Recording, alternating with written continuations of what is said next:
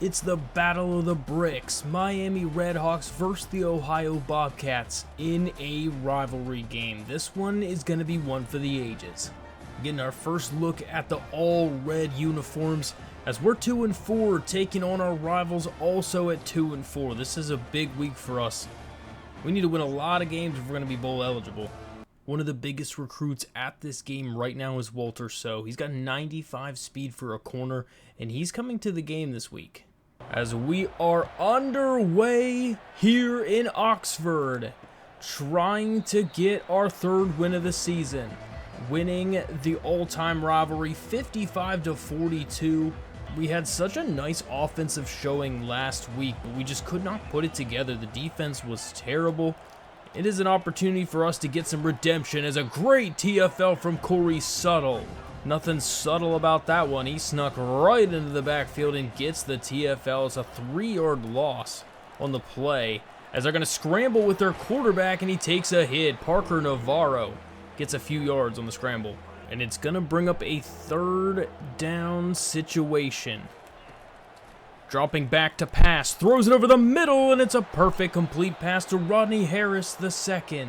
Really had decent coverage, but a great throw from Parker Navarro to move the chains. First down, going to go back to the RPO, and they're going to get a great tackle in space for Michael Yarbrough. Michael Yarbrough has been kind of a decent corner for us this year. Not necessarily coverage-wise, but he's been all over the place with tackles. And that's something that can be tough for us to have on defense here. Good hit in the open field. Matt Slopek making a nice hit in open space on Anthony Tyus.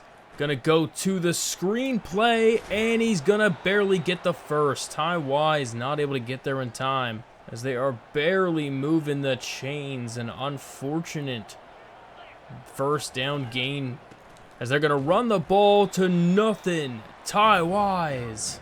The linebackers have been definitely getting a lot better for us in recent play as Ty Wise making a great play.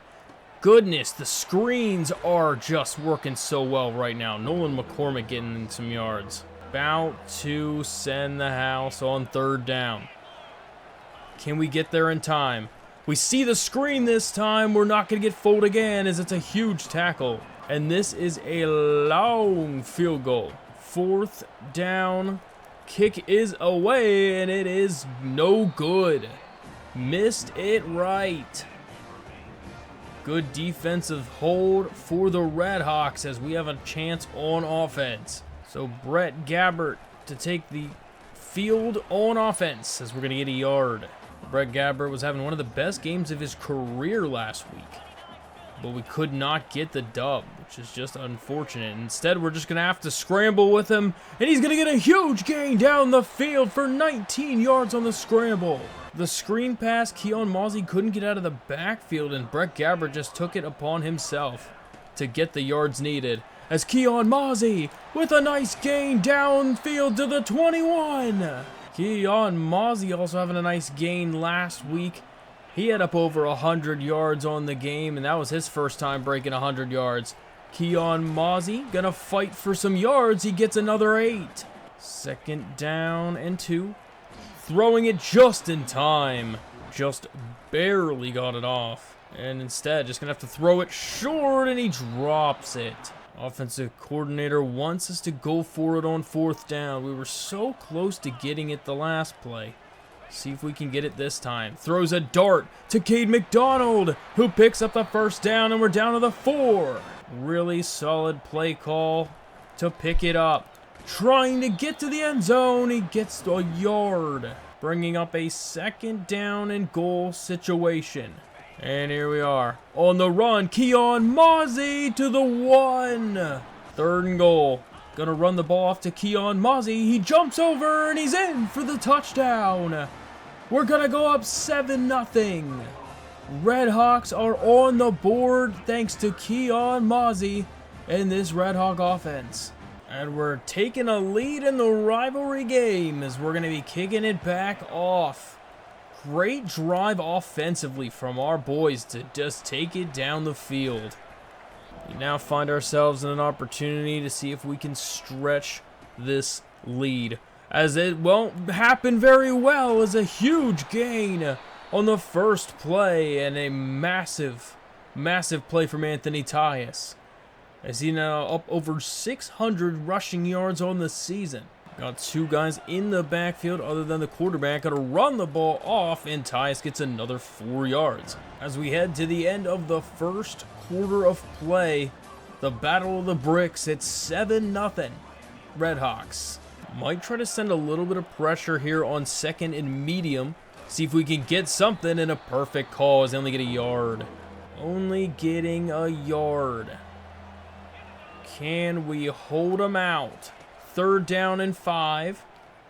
Has underneath. What a play call. What a play call.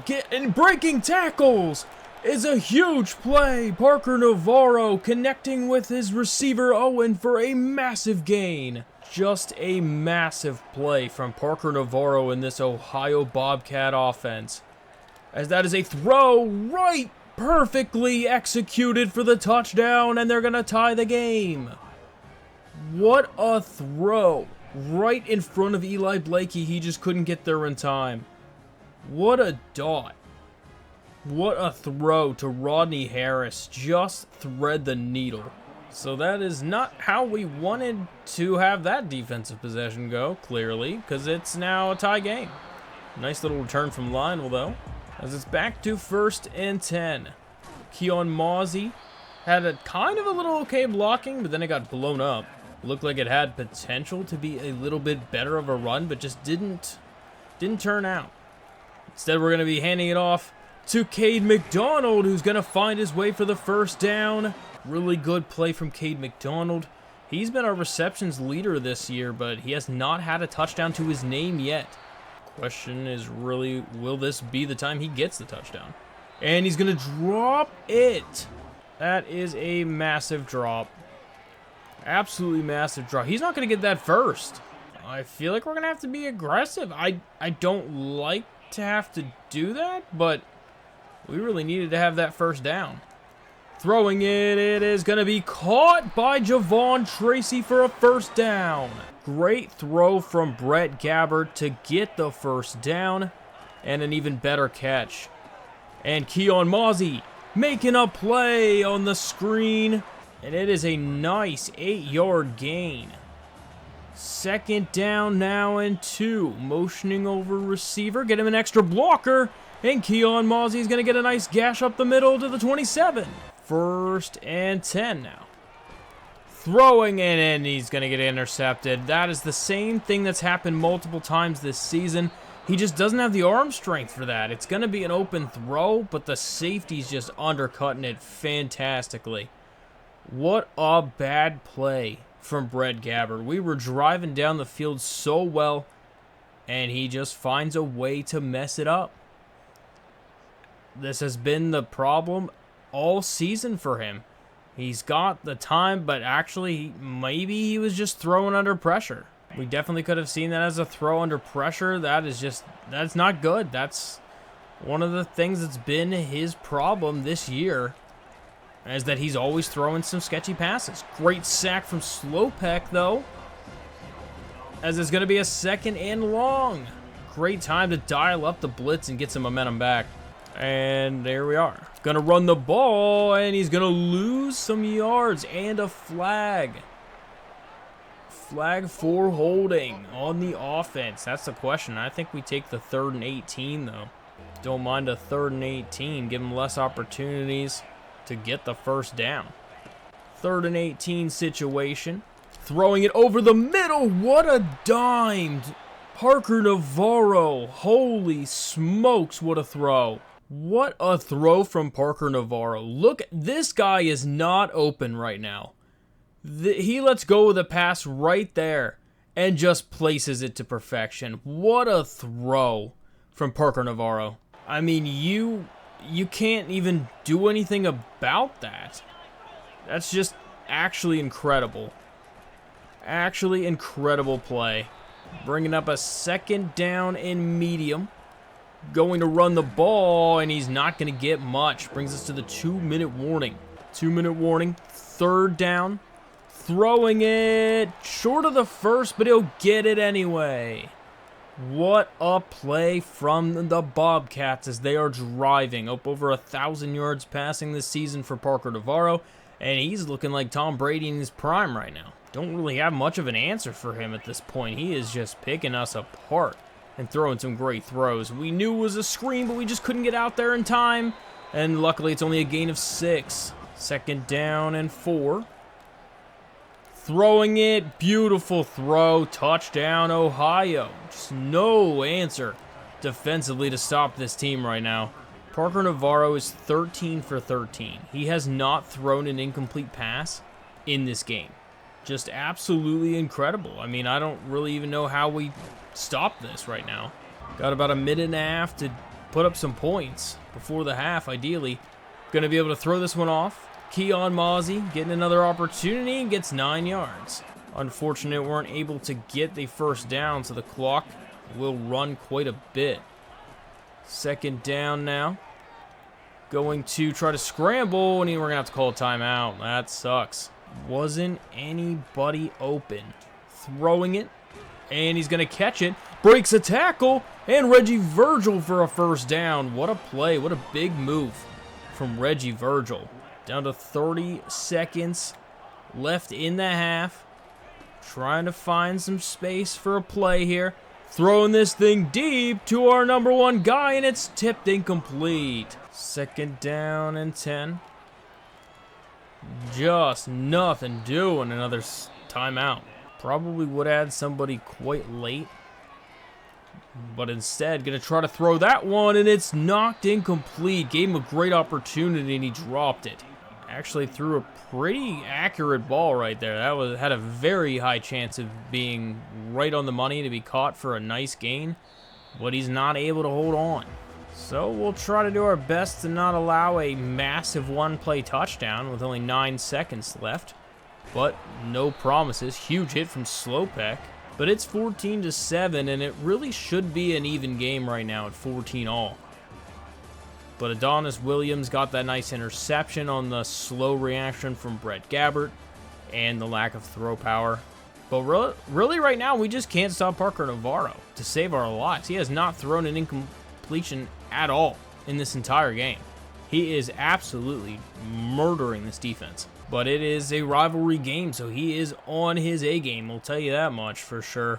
Lionel Billip Williams trying to get an opportunity to get a nice return, gets to the 18. But this is a big drive for us. We have a corner that's on this week. He's a visit, and he is a huge, huge visit for us. 2nd down. Throwing it. Would have had him. No time, though. Jeez, the pass rush is ridiculous. 3rd down and 9. Throwing it. Open guy. Reggie Virgil, first down. What a throw. Really, really good throw for Brett Gabbert as we're able to move the chains just barely. Good run out here to Keon Mozzie. Finds a way to get a spin move, and he's down to midfield. Great run from Keon Mozzie. Getting down the field. We need someone to rely on, and he is the guy right now. Has 74 rushing yards on the day.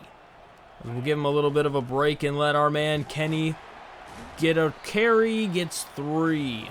Not that Brett's very fast, but the read options have kind of been the move right now. That is not doing anything. Our tackle got demolished. 3rd down. Gonna throw it. It's beautifully thrown, and he dropped it. Javon Tracy had hit him right in the hands. Hit him right in the hands. You gotta catch it. You have to catch that. Oh my gosh, that's a super, super unfortunate play. Coordinator wants us to go for it, since we have an opportunity here, and instead it's going to be a horribly thrown pass. We tried to go back shoulder, being a little bit aggressive, going forward on 4th down there at midfield, but we need to find ways to get stops. That's a huge sack from Ty Wise. Great opportunity to nail him on the play action fake. Gotta get stopped though on defense, because right now their offense has been so good that we're having to make decisions to go forward offensively when we don't want to. But it's kind of really because it starts with their offense. If their offense is so good that we have to take chances to be able to stay in the game. As we're going to take another chance and get another sack is Brian Ugwu. is going to get in there and get his 4th sack of the season. That's another huge play. As we're going to be bringing up a 3rd and 27 as it's Sack City here at Oxford. As here we go. Trying to stay in front of everybody. If we can. Can he get the knockout? He cannot. Matt Slopek drills him, but he holds on. We had a feeling something stupid might happen, and boy, did it. A huge first down. I mean, there's not really anything you can do about that. That's just excellent coverage and no pressure. If you're not having any pressure at all for sacks, then it doesn't really matter how good your coverage is, because eventually someone's going to be open. 2nd down and 5, running the ball to tie us for the first down. The only time we get pressure, and I mean the only time we get pressure, is when we send 6 players. It's kind of absurd right now. As they try the wide receiver screen, or the wide receiver handoff, and it doesn't do anything. Eli Blakey in on the coverage. He's the leading tackle machine for this team, and he's showing his skill right there. Gonna be running the ball out again, and it's another couple yards to 3rd and 4. Can we call a blitz on 3rd down? Can we do something to get a stop? Gonna drop back to throw. Over the middle. Wide open receiver breaking multiple tackles, and he's down to the 4. Chase Hendricks just wanted it more, and Parker Navarro is the next coming of the greatest college quarterback of all time. Throwing that one, it could be intercepted, but nobody's looking. Oh my lord, no one was looking. I mean, we had an opportunity for our first interception, and it was his first incompletion. We had a great opportunity there. Wow, that's a beautiful play call as he gets leveled, but it's a touchdown for Ohio. I don't know about this one, boys. We have no defense at all. Swiss cheese all over the place. 1st down. What do we have in store on offense? Just gonna have to throw it away. Pressure was crazy. And I mean, Brett Gabbert had a nice game last week. They run for 300 yards, and today it just hasn't been as easy for him. And he's gonna fumble the ball, and it's picked up and scored for a touchdown. Oh my god. Brett, what are you doing? What was that? He just handed the ball to the defense and gave them 7 points. Are we just benching him? I don't even know what to say to that. That was a horrifying effort. Might even just be a downright blowout here in this rivalry game, as I don't even know what our odds of winning are anymore. We can't be one-dimensional, but we pretty much have to be. But if we are one-dimensional, it's going to be really, really difficult for us to move the ball, because they're just pinning their ears back and mauling our quarterback. 2nd down now. Throwing it underneath. Nice complete pass, and gets a few yards to 3rd and 2. Trying to see if we can get Cade McDonald involved again on the little jet touch. As we'll get this one off to him, and he gets the first. We just haven't really found ourselves an identity on offense yet. I mean, sometimes we seem like we could be a good passing offense, and then sometimes we don't seem like we can even throw the ball 5 yards. And then we want to be a run offense. It seems like that would be a really good move for us, as Keon Mozzie getting a nice gain for a 1st down. And at the end of the 3rd quarter, getting killed 28-7. As it's looking a little bleak here, boys. And then, you know, other times we think we might be able to even be a run offense. And we want to be one. We just can't consistently get nice gains on the ground. But that's a huge one for Keon, as he's up over 100. Honestly, get the ball to Keon Mozzie. He's been kind of the guy right now. As we're going to get a little handoff on our screen to him for 2 yards. The only offensive play that's even been somewhat effective is the stinking slant dragon play. Instead, we'll run with Brett Gabbert for a 1st down, and we're in the red zone. At least Brett's been able to run with it a decent amount today. If we just had a little bit better of a run team, it would be really nice. We're going to run again with Brett Gabbert, and just going to fall down for another 4 yards. 2nd down and 6. Going to scramble out with it, and he just... oh my lord, he fumbled it again. Somebody better catch this guy. Somebody better catch him. Oh my lord. What is happening? Brett Gabbert can't hold on to it to save his life. That's going to end it. I mean, that's literally going to end this game. That was our only chance. Was right there. And he just throws the ball on the ground. I don't know how this doesn't look like it's on purpose. It almost looks like his first instinct is to just yeet the ball behind him. Ready? He hasn't actually even been touched yet. He just decides to throw the ball away and then get hit. Because he's not hit yet. No, there's not been any contact. He has already just dropped the ball. That's when the initial contact hits. He literally just threw the ball himself. Well, that one was embarrassing. 45-7. Absolute shellacking at our own house as the Bobcats ran through us with no problem at all. Parker Navarro could not be contained. We have no defense at all. 90% completion percentage. I mean, that's wild. But, yeah, nobody's playing defense right now. Something's got to change. And Brett Gabbert would have won the game if it was only the points he gave to the Bobcats. So that's also not a great thing. So I don't know. I feel like he's probably... He sometimes has good games and then sometimes has so terrible of games you want to bench him immediately. But, I mean, the yards weren't that far off for losing 45-7. Brett Gabbert had 94 yards. That's it. You heard me right. 94 yards. It's incredible. That's terrible. And Parker Navarro was insane. Insane. Super glad he's a senior, so we don't have to play him ever again. But he's a 77 overall. That bodes great for the rest of the season. Keon Mozzie, though, the only bright spot, legit on this entire team right now, with his 105 yards on 16 carries. But we were just so far behind that we didn't even have an opportunity to run the ball if we wanted to. Brett Gabbert had almost as many fumbles as carries, so that's awesome. And Reggie Virgil led the team with 37 yards. Burner, great game.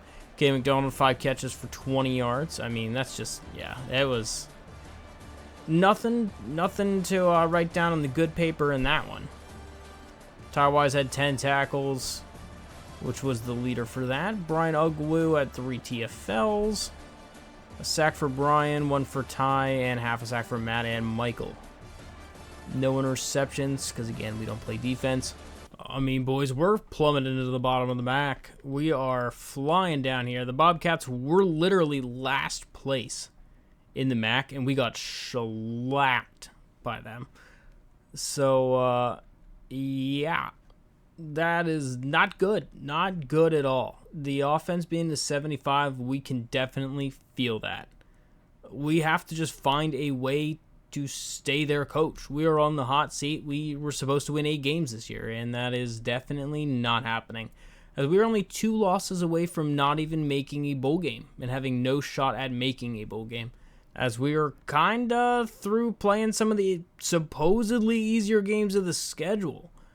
But Central Michigan's at 5-2. Ball State's got some speedy players over there. Kent State's got some fast guys. Northern Illinois, I mean, they knocked off Notre Dame in real life, so that's not a great thing. And then Bowling Green has Harold Fannin. So, I mean, I don't know. I mean, there's a legit chance that we could not win another game the rest of the entire season, which is definitely not something good at all. So, we'll have to see what we can do. We luckily get Nazir Washington back next week, as he's no longer on the injury report, and we maybe just really missed having him on the team. Definitely not a good thing that we got demolished in this rivalry game. We lost 6 ticks for getting demolished whenever Walter So was there. And, I mean, we still gained some, and we're getting close to the top 3 stage, but Ohio State's now just coming out of nowhere, and that might be the death sentence for us. They might legit take him from us. And that would not be good. This would have been a huge player for us. But looking at the rest of the recruiting, George Estes, we still have a decent chance that we should be able to hopefully lock him up next week. as long as we don't also get absolutely demolished, which we might. Wide receiver-wise, nobody's still going after Tony Purdom. I assume someone will here soon at some point. Eric Fenix, we're still holding off Texas slowly, but we really, really need to win this game.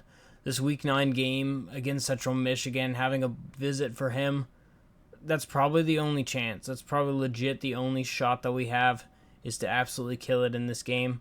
Otherwise, Alani Ursua, however you pronounce that, we're doing still pretty well on him. I imagine North Carolina's going to turn it on as soon as we hit to that top 5 stage. But Nick Nunes, we had to increase what we're giving him because Georgia started all of a sudden playing again. And they did that for a lot of our defensive players as well. Zach Scoble's probably going to be one that we're going to have to just drop off the board here so we just don't have the hours for it, as this recruiting class is not looking ideal. I mean, we don't have a lot of leads on really anybody, and we're over halfway through the season at this point. Walter, so I just, hopefully we can get him, but I don't know. It's not looking great right now. Only other shots we had, Nicholas Bragg over here. He's probably going to be one that we're just going to have to remove from the board, to be honest. They're just gaining so much. But we have one more opportunity here. We were only given 25 points last week. We increased them to 50. And I might be able to hold them off a little bit, where then we can hopefully use the hours from our quarterback that we get signed up at the end of this game. And we can put a visit on this guy for week 12 or something and hopefully kind of get him locked down. Same here with Jaleel Reshad. He still nobody going after him right now. We might have a chance to be able to just squeeze in there and get him, but we're gaining points just so slow. But we're definitely trying to do our best to keep our job, but it's not going well, as Brett Gabbert's on the verge of losing his starting position because we are on the verge of losing our starting job as a coach. Problem is we don't really have anybody better. Henry Heston's not ideal as a long-term starter either. So we're just trying to do what we can, but there's really no good options. We're hoping George Estes is the answer for us at quarterback. We're hoping that he's going to be the one who's going to be able to help to turn around this program. But just a matter of getting somebody who can consistently get the ball where we want it, on time and on target. That would be something that would really, really change the program, because Brett Gabbert just can't do it. We found time and time again that sometimes it looks like he can for a little bit, and then other times it just looks like he's really, really off. And with him being a 6-year senior, there's really no upside. But finding a way to be able to get Keon Mozzie the ball more would also be great, because getting the ball to him in space is just so good. But our defense has been allowing so many points that we've been behind so badly really early that we just had to abandon the run game. Can't be running the ball when we're down by 40 in the first quarter. But all in good time. I mean, it is a rebuild. It is a nasty rebuild. I'll tell you that much. This is probably the hardest rebuild I have ever done so far.